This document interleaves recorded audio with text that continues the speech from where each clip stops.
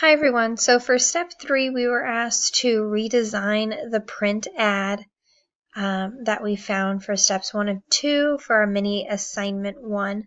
In this ad, it's basically focusing on the things that the Tiguan can do that other cars can't, like driving through a canal or a ditch to get to a location.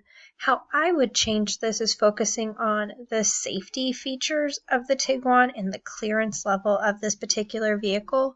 And I would maybe set it with like a flooded street instead of a canal ditch, with cars that are maybe stranded off on the side, saying that not that you would, but you could. So that way, if you needed to get out of a flooded area, you would know that you're safe in your car to do such.